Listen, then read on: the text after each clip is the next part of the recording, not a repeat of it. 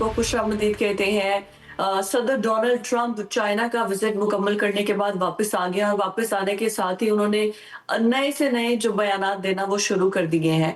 अब मुश्तरका एलामिया तो अभी तक जारी नहीं हुआ है, लेकिन दोनों जानिब से इसको बिग विन कहा जा रहा है। ट्रंप इसको कामयाब दौरा करार देने की भरपूर कोशिश कर रहे हैं, ऑल्दो कि वो कितने बड़े बिजनेस टाइकून साथ लेकर गए थे और कोई बहुत बड़ी डील तो सामने नहीं आई है। लेकिन डोनाल्ड ट्रंप के बयानात ईरान वॉर के हवाले से भी हमारे सामने है, जिसमें वो कह रही हैं कि हम तो चाहते ही नहीं थे कि जंगबंदी करें, ये तो पाकिस्तान की दरख्वास्त पर हमने जंगबंदी की है। एंड उनका ये सोचना है या वो इरादा रखते हैं कि वो दोबारा से ईरान पर अटैक कर सकते हैं। जो सीज फायर हुआ है, जो टेम्परेरी सीज फायर है, अगर ये डील नहीं होती है, अब ये डील वाला मामला भी ना तूल पकड़ता जा रहा है, लंबा होता ही जा रहा है। तो क्या डील होगी नहीं होगी, चाइना विजिट के हवाले से क्या पेशरफ्त हुई है और क्या जो डिप्लोमेटिक मूवमेंट डोनाल्ड ट्रंप और अमेरिका की जानिब से की गई है, उस पर डिटेल डिस्कशन करेंगे। हमारे साथ पाकिस्तान के जो साबिक मंदूब है अक़वाम मुत्तहिदा के, मुनीर अकरम साहब ने हमें ज्वाइन किया है। आपको वेलकम कहते हैं सर, और आपकी एक्सपर्ट से आई एम श्योर आज के प्रोग्राम में हम फायदा भी उठाएंगे और डिप्लोमेटिक और यूनाइटेड नेशंस का रोल हम समझने की कोशिश भी करेंगे। और हमारे साथ हमारे प्रोग्राम के परमानेंट पैनलिस्ट शहजाद हुसैन भट्ट साहब हमारे साथ मौजूद है। आप दोनों को वेलकम करते हैं। मैं मुनीर सर सबसे पहले प्रोग्राम आपसे आगाज करूंगी। अभी डोनाल्ड ट्रंप के जो बयानात हैं, जिसमें वो आए रोज हमारे फील्ड मार्शल की तारीफ भी करते हैं, फिर वो कहते भी हैं कि great great field marshal, Pakistan के कहने पर मैंने सीज फायर किया। अब अगर वो ये चाइना का विजिट करने के बाद वापस आए हैं और कह रहे हैं कि ये कामयाब दौरा है, लेकिन वापस आने के बाद ऑल ऑफ द सडन उनका ये बयान दे देना कि हम जो है वो सीज फायर करना तो नहीं चाहते थे, ये पाकिस्तान के कहने पे किया है और हम दोबारा ईरान पर अटैक कर सकते हैं। तो ऐसा क्या हो गया कि चाइना के विजिट से वापस आते ही उन्होंने ये इतना बड़ा बयान दाग दिया? वो तो इसको सिफारती सतह पर बड़ा अहम और बड़ा कामयाब दौरा करार दे रहे हैं। जी, देखें कि ये चीन के दौरे से पहले तो उन ये नहीं चाहते थे कि चीन के जो एटमॉस्फेयर है इस दौरे के लिए, और जो मुज़ाकरात चीन के साथ अहम मुज़ाकरात जो होने थे उसको बिगाड़ा जाए। तो इसलिए उससे पहले उन्होंने जो भी स्टेटमेंट्स उनकी थी वो थोड़ी सी नरम रखी, बैलेंस रखी। अब वो दौरा हो गया है, अब उस दौरे में क्या नतीजा क्या निकला वो उस पे बातचीत कर सकते हैं। पर अब क्योंकि वो दौरा ख़त्म हो गया है, इसके बाद में वो अपने आप को ज़्यादा स्पेस उनके पास है कि जो धमकियाँ वो देना चाहते हैं ईरान को वो दे सकें। और ये इसमें कुछ अगर जंगी हालात वापस जारी होती हैं तो उसके लिए भी उनके पास ज़्यादा पॉलिटिकल स्पेस है, क्योंकि ये चीन का दौरा ख़त्म हो गया है। बिल्कुल ठीक है। बट साहब मैं आपकी तरफ आऊंगी। अभी जो सूरत हाल बनी हुई है, जिसमें डिप्लोमेटिकली इसको एक बड़ी कामयाबी चाइना के विजिट को करार दिया जा रहा है, तो ओवरऑल आपकी नजर में ये क्या, किस दोनों जानिब से क्या है? क्योंकि इतने बड़े बिजनेस टाइकून एलॉन मस्क चले गए, फिर एप्पल के सीईओ चले गए कि हम एक्सपेक्ट कर रहे थे कि पता नहीं कितनी बड़ी बड़ी डील्स हो जाएंगी, लेकिन हासिल कुछ भी नहीं हुआ। तो ओवरऑल आप डोनाल्ड ट्रंप के विजिट जो चाइना को किस तरह से देख रहे हैं? देखें, काबिल एहतराम फ़िज़ा साहिबा, अमरीकी वफ़द जो है उसने चीन के दौरे के दौरान गैर मामूली सिक्योरिटी एहतियात की है।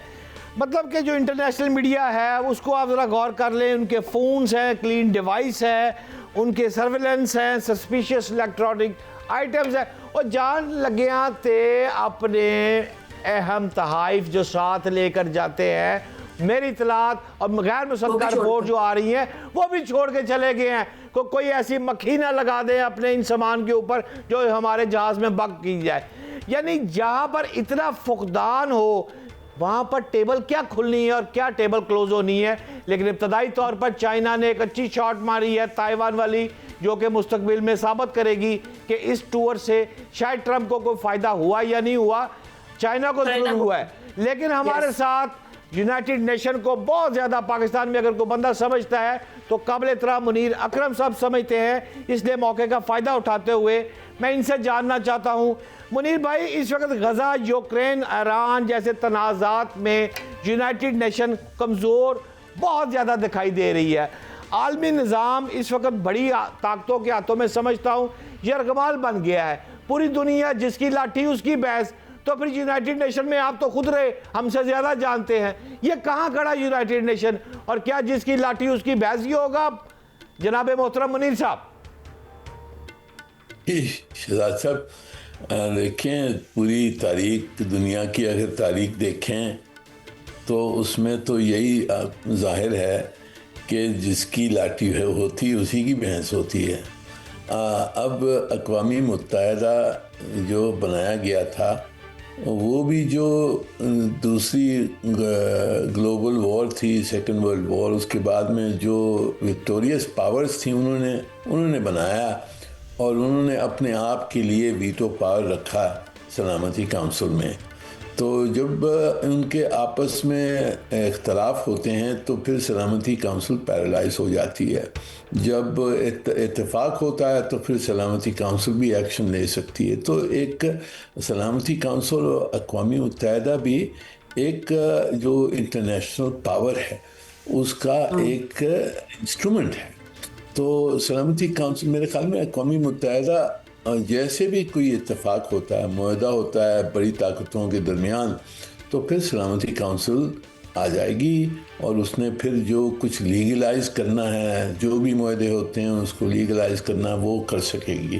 भाई इस वक्त तो ताकत की आजमाइश है, यूक्रेन में भी है, गाज़ा में भी है, ईरान के साथ भी है, होर्मुज़ में भी है। हर तरफ अगर आप देखें तो जो बड़ी ताकतें हैं उनकी आपस में राइवलरी है।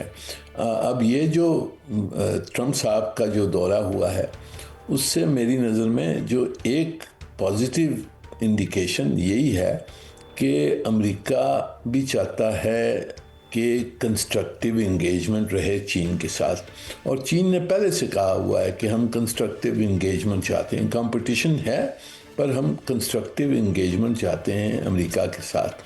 तो अगर ये रियलिटी बन जाती है कि अमेरिका और चीन के दरमियान कंस्ट्रक्टिव इंगेजमेंट होती है, आगे जाकर तिजारत पे, टेक्नोलॉजी पर, दूसरी जो चीज़ें हैं सप्लाई चेन्स, उस पर बेहतरी हो जाती है, तो वो पॉजिटिव रहेगा।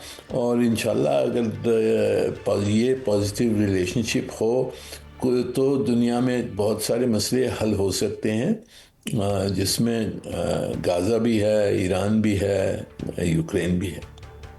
बट सर, अगर करंट इशू की बात करें, जो ईरान वाला मसला है, अभी ट्रम्प जिस तरीके से चाइना से होकर आया और उसके बाद जो अमेरिकी मंदूब हैं उन्होंने ये दावा किया है कि चाइना ने इस बात को बराबर करवाया है कि जो ईरान को वो हथियार दे रहा था वो अब हथियार नहीं देंगे, ना ही ईरान कोई जौहरी हथियार बनाएगा, ना ही कोई स्ट्रेट ऑफ होर्मुज़ पे कोई टोल टैक्स लेगा। ये सब दावे जो अमेरिकी मंदूब कर रहे हैं, तो क्या आपको लगता है कि वाकई रियलिटी में इस तरीके से हो चुका है जिस तरह वो कह रहे हैं कि अब चाइना ईरान से पीछे हट रहा है, अब उनकी दोस्ती उतनी गहरी नहीं रही? आपको लग रहा है कि इसी तरह, हालांकि चाइनीज ऑफिशियल की जानिब से अभी तक कोई स्टेटमेंट सामने नहीं आया, बट अमेरिका ये स्टांस क्रिएट कर रहा है? जी, वो अमेरिका तो जी देखें, उन्होंने तो अपनी कहानी कहनी है। जहाँ तक कि चीन का बर्ताव है ये ईरान की जंग के बारे में, तो उन्होंने तो अमेरिकन जो और इजरायली अटैक था उसको कंडेम किया। उसके बाद में जब इन्होंने एक तरफा करारदाद पेश की सलामती काउंसिल में बहरीन और अमेरिका ने कि होर्मुज़ को खोला जाए, पर ईरान के ऊपर जो हमला है उसको कंडेम नहीं किया, तो चीन ने और रूस ने साथ में वीटो कर दिया उसका करारदाद को। तो उससे नज़र आता कि चीन के ताल्लुकात ईरान के साथ अच्छे हैं, पर अब जो उनकी ये पोजीशन क्या है, पोजीशन यही है कि जी जो जौहरी मसले हैं, जो न्यूक्लियर इशू है, उसके ऊपर मुज़ाकरात के तहत उनको हल किए जाएं। वो नहीं चाहते हैं कि ईरान एक न्यूक्लियर बम बनाए, वो वहाँ तक वो सही है। होर्मुज़ के बारे में भी मेरे ख्याल में चीन और दूसरे ममालिक हैं दुनिया में, वो चाहते हैं कि जी जो हुर्मुज़ है ये इंटरनेशनल स्ट्रेट माना जाता है, यहाँ से फ्री ट्रैफिक जाती थी, अब ईरान ने उसको बंद कर दिया है। अब इसको किस तरह से खोला जाए, जो कुछ मसला ये हल होगा वो इंटरनेशनल लॉ के तहत होना चाहिए। तो वहाँ तक मेरे ख्याल में चीन की पोजीशन से बिल्कुल सही है, और इसमें यानी कि वो ईरान से हट नहीं गए हैं, पर वो चाहते हैं जो कि मसले हल हों वो एक इंटरनेशनल लॉ के तहत मसले हल हों। काबिल एहतराम मुनीर अकरम साहब, आपने ये जंग पूरी तरह मॉनिटर की, ईरान की, अमेरिका की, अब दौरा भी देख लिया, मशरक़ वस्ता की सूरत हाल भी देख रहे हैं आप भारत का यूएई के साथ गठजोड़ भी देख रहे हैं, और पाकिस्तान, दुबई के हालात सारे आप जानते हैं। मेरी आवाम को कुछ समझाना पसंद करेंगे कि अगला नक्शा क्या बन रहा है दुनिया का? जी, अब ये तो हमने देखना होगा कि पहली चीज़ तो कि ये जंग कैसे बंद होती है और किस कंडीशंस में बंद होती है। इसके बाद में पूरे खित्ते को मेरे ख़्याल में जो ईरानी मौक़िफ़ है या ईरानी पावर है उसको यानी अकोमोडेट करना होगा। आगे जो दौर भी होगा गल्फ़ की खलीज में, उसमें ईरान को अकोमोडेट करना होगा, उसका क्या रोल होगा वो देखना है हमने। अब पाकिस्तान का रोल भी बहुत अहम हो गया है पूरे खित्ते में, और ख़लीज के ममालिकों के साथ में हमारे जो दिफाई पैक्ट है सऊदी अरब के साथ, शायद कतर के साथ हो जाए। काफ़ी सारे मुल्क वो देख रहे हैं पाकिस्तान की तरफ कि जी हमें अमेरिकन अड्डों ने तो नहीं बचाया, तो अब और क्या हम कर सकते हैं जिसके तहत हमारी सिक्योरिटी हाफिज रहे। तो इसमें मेरे ख़्याल में ये जब ये जंग बंद होगी उसके बाद में ये जारी होगा सिलसिला जिसमें डिस्कशंस होंगी कि किस तरह से पूरी खित्ते की सिक्योरिटी कैसे हाफिज रख सकते हैं। उसमें पाकिस्तान का रोल होगा, सऊदी का रोल होगा, तुर्की का रोल होगा, इजिप्ट का रोल होगा और ईरान का भी रोल होगा। तो हमने देखना है कि ये किस तरह से चलता है। जहाँ तक कि हिंदुस्तान है वो अपने आप को घुसाने की कोशिश कर रहा है, और वो यूएई के साथ ये जो मुआहदा कर रहे हैं उसके तहत वो कर रहे हैं। पर ईरान का जो हिंदुस्तान का जो डायरेक्शन है वो तो बिल्कुल साफ है, यानी वो बिल्कुल इजराइल के साथ हैं, और जो ईरान के ख़िलाफ़ हैं। तो ये भी देखना होगा ये क्या रोल प्ले करता है।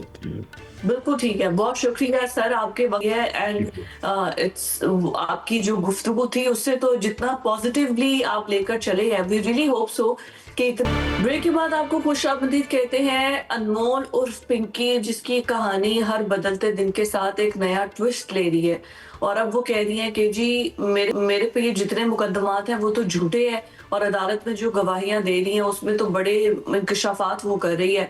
तो भट्ट साहब, हमने कल तक तो आपने इसका बैकग्राउंड ऑफ द स्टोरी बता दिया था कि क्या है क्या नहीं। अब ये जो अदालत में इसने बयानात दिए हैं कि मेरे पे झूठे मुकदमात हैं और मेरा शौहर जो है वो मुझे फंसा रहा है, तो उसकी तो पूरी ऑडियोज आई हुई हैं कि मुझे पकड़ने के लिए पता नहीं कौन कौन से पुलिस वाले जो सारी अपनी ड्यूटियां देते रहे और उसके बाद रिटायर्ड होके बैठ रहे हैं, लेकिन मैं अनटचेबल हूँ। उसकी ऑडियोज के बाद अब उसका ये बयान कि जी मेरा शौहर फंसा रहा है, तो ये क्या बयानात की क्या कहानी है? देखें, काबिल एहतराम फिजा रियाज साहिबा, अनमोल उर्फ पिंकी जो है वो मंशियात फरोश तो है, ये तो बात तय है। उसके भाई दोनों, उसका ख़ानदान बाज़ाब्ता FIR में मुलव्वस है, मंशियात फरोश है, कोकीन बेचता है, ये सारी बातें ठीक है, और वो बहुत शातिर मक्कार औरत है, या ये भी बात ठीक है। लेकिन जो आपने तीन बातें की हैं उसमें से पहली बात ये है कि वो अगर कहती है कि मुझे मेरा शौहर फंसा रहा है जिसके साथ मेरी डाइवोर्स हो चुकी है और वो पुलिस वाला है, हाँ हो सकता है पिंकी सच्ची हो ये बात। आपने फरमाया वॉइस मैसेज जो हैं वो कहती है मेरे नहीं, हाँ उसने अदालत में ये भी बात कही है, मैं इस पे भी अग्री हूँ, हो सकता है वॉइस मैसेज उसके ना हो। और ये काम तो मामूली AI से हम हमारे बच्चे कर लेते हैं, हम तो टीवी पे बैठ के फंबल जो जा रहे होते हैं उनको नहीं निकालते। अगर आप कहते हैं कि एक लड़की ने खुदा हाफिज बोला है, उसको यहाँ से उठाकर दूसरी साइड पर जोड़ दिया जाए, तो ये जोड़ना अब कौन सा मसला है? वॉइस मैसेज तैयार करने सारे, ये तो सारी एआई सारी दुनिया कर रही है। हो सकता है कि वॉइस मैसेज उसके जोड़े गए हो, ये भी सच हो सकता है। अब बात क्या है? बात फिजा साहिबा ये है कि इस केस को कुछ मैं जो फील कर रहा हूँ, ये ओवरडू होता जा रहा है। ये हमने इससे 6 करोड़ रुपए की रिकवरी कर ली, हमने इस पे 17 पर्चे एफआईआर कराची में दे दी, 3 लाहौर में भी हैं। और यार केड़ी क़यामत आ गई है? होया कि ये पाकिस्तान के टॉप चैनल के अफराद सब कर रहे हैं, सोशल मीडिया सारा पागल हो गया है, पूरी आवाम बेवकूफ़ बनती जा रही है और डॉलर कमा रहे हैं हम जैसे सारे लोग झूठ बोल बोल के। ये क्या हो रहा है इस मुल्क में? इसमें झूठ बोलने वाली क्या बात है? वो जब मनशियात की स्मगलिंग कर रही है, उसके पूरे के पूरे नेटवर्क पकड़े गए हैं, तो फिर ये तो आप कह रहे हैं कि इस पे हम स्टोरीज कवर क्यों कर रहे हैं? वो तो करनी चाहिए, बताना हमें चाहिए। स्टोरीज या कवर ये करनी कोई चाहिए। किसी पॉलिटिकल पार्टी की आर्म ट्विस्टिंग के लिए इसको अरेस्ट किया है, जैसे बयान भी सामने आ रहे हैं। देखे ना, आहिस्ता आहिस्ता आती जा रही है ना, आप खुद ही बोलती जा रही है, मैं तो कुछ नहीं कह रहा, मुझे क्या पता किसकी आर्म ट्विस्टिंग है। वो तो पीटीआई का इल्जाम लगा रही थी अभी कोर्ट में खड़े होके। आप पीपल्स पार्टी के मुतल्लिक बात कर रही होंगी, मैंने तो अभी बात की नहीं। मैं तो ये कह रहा हूं कि इसको सिर्फ हाईलाइट इतना किया जा रहा है जिसकी ज़रूरत नहीं है। अच्छा, आप लाहौर की मिसाल ले ले, मैं आपको एक केस दे देता हूं। सूतर मंडी अंदरून लोहारी गेट, 12 दरवाजे हैं ना लाहौर के, उसमें एक दरवाज़ा लोहारी दरवाज़ा, लोहारी दरवाजे के अंदर एक खातून फौत हो गई है, बानो सूतर मंडी वाली। बानो के और उसके बेटों के और उसके हस्बैंड के ऊपर 100 मंशियात की एफआईआर थी, 100। अच्छा, इससे पहले जावेद इकबाल 100 बच्चों का कातिल, वो भी पकड़ा गया था, वो भी केस कहाँ गया? भाई केस होते रहते हैं, ये केस भी होना चाहिए, ये मंशियात फरोश है, ये बात ठीक है, लेकिन इतनी हाइप क्रिएट कर देनी, इतना शोर पाकिस्तान में मच गया। मैंने तो आपसे दरख्वास्त करूंगा कि आज के बाद इस प्रोग्राम में या तो कोई साथी छुड़ा के ले जाए ना पिंकी को, फिर तो ठीक है हम प्रोग्राम करें, वरना खुदा का वास्ता फिजा आप इस पिंकी की जान छोड़ दे, इस पर प्रोग्राम करना मेरा ख्याल है आप बंद कर दे। वैसे भी कोर्ट ने 22 मई तक उसका जिस्मानी रिमांड जो है वो दे दिया है। आज क्यों उसको मतलब नहीं देखे ना वो अच्छा, आप तो एफआईआर वगैरह ये बहुत अच्छा पढ़ लेते हैं, आपको ज्यादा समझ है, इतनी देर से आप क्राइम बीट को देख रहे हैं। जो इसके एफआईआर है उसमें जो मनुष्यात के या ड्रग स्मगलिंग के या कुछ भी जो क्लॉज डाले गए हैं उस पे कितनी कितनी सजा है और ये क्या नॉन बेलेबल ऑफेंस है? हम इस बारे में तो इन्फॉर्मेशन आवाम को दे सकते हैं ना। चले ठीक है, हम देनी चाहिए। एक ऑनलाइन ट्रायल है उस पर बात नहीं कर रहे। देखें 9C की जो एफआईआर्स हो रही है इस पर मंशियात की हो रही है। असल मैं फिर आपको बता देता हूँ, ये जो पहले भी काम था अब भी जो काम हुआ है, अब आईजी सिंध कह रहा है कि मैंने कराची से पकड़ी है। वो पिंकी आज कोर्ट में खड़ी हो कह रही है कि मैं जनाब मैंने लाहौर से पकड़ा गया। याद है आपको, मैंने पिछले प्रोग्राम में कहा था ये लाहौर से पकड़ी गई है, पिंकी आज कह रही है लाहौर से पकड़ी गई है, और पिंकी सच बोल रही है, आईजी सिंध गलत बयान नहीं कर रहा है। ये वफाकी अदारे को इतला मिली थी कि 2 सगे भाइयों के साथ ये काम करती, नासिर और रियाज, ये 2 भाई हैं इसके, इनके साथ ये काम करती है। अच्छा, जब ये काम करती है तो इसकी एक और भी 20 के करीब खवातीन है इसकी पेरोल पे। केस बड़ा है, लेकिन मैं कह रहा हूँ इतना बड़ा नहीं है जितना बना दिया गया। जो बीबी नसीम थी वो जब भी मंशियात लेके आती थी उसकी 6 साल की बच्ची साथ होती थी। ये भाई इसका लाहौर से कराची वसूली पा रहा है, और वफाकी इदारे ने जब पकड़ा वो खातून नसीम बीबी भी इसकी पकड़ी गई और 6 साल की बच्ची भी साथ जेल गई उस खातून के। और जो आप पूछ रही हैं सजाएं, उसके बाद जमानतें हो गई। जमानत होने के बाद आज तक किसी को पता ही नहीं नसीम बीबी कहाँ है, उसकी 6 साल की बच्ची कहाँ है। ओ भाई इस मुल्क में ऐसे ही हो रहा है। आज इनके वकील जो असदुल्ला और लियाकत अली पेश हुए हैं, दोनों वकला ने पिंकी के, तो पहला सवाल पिंकी ने उनको कोर्ट में क्या किया, आपको बाबा ने भेजा है। हूँ बाबा केड़ा है भाई? बाबा यहाँ तो को फादर को बाबा कहते हैं, या बाबा जो है वो बाबा वड्डा साईं बाबा होता है।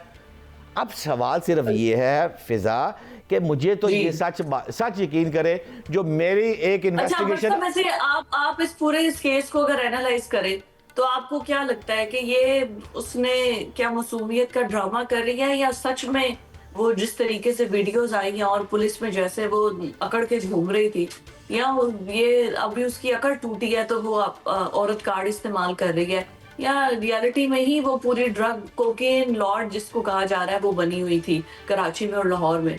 बिल्कुल ठीक है, इसने हमारी नस्लें खराब की हैं, ये काबिल माफ़ी नहीं है, ये मंशियात फरोश है, इसको पाबंदे सलासिल किया जाना चाहिए। ठीक है, पिंकी की सबसे ज़्यादा मदद किसने की? पुलिस अफसरान ने मदद की है। Yes. एक बात, पुलिस अफसरान के मदद के बाद रिश्वतें देती रही है, और फिर कुछ उन्होंने रिश्वतें नहीं ली, उन्होंने इससे शादियाँ रचानी शुरू कर दी।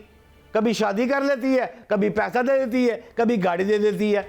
देखिए मुखबरी क्या है, मुखबरी ये है भाईजान कि इसके पास अभी 3 से 4 करोड़ रुपए की मंशियात भी बरामद हो गई है, ये भी ठीक है। लेकिन मैं समझता हूँ इस मुल्क में, जैसे मैंने आपको बानो सूत्रवरनी वाली की बात की, मेरे पास 10 मिसालें हैं जिनमें बड़ी मकदार में मंशियात पकड़ी गई। ये तो चीज़ ही कुछ नहीं है कि इसको इतना हाईलाइट किया जाए। और आखिरी बात, फिजा जो इन्वेस्टिगेशन इस वक्त कर रहा है कराची में एक शख्स, इत्तफाक है मेरा वो तल्लक वाला है, उसका ये कहना है कि मुझे ये ज़हनी मरीज़ा और पागल औरत लग रही है, नशा कर कर के अंदर से खोखली हो चुकी है और बैकी बातें कर रही है, उसका तो ये भी कहना है।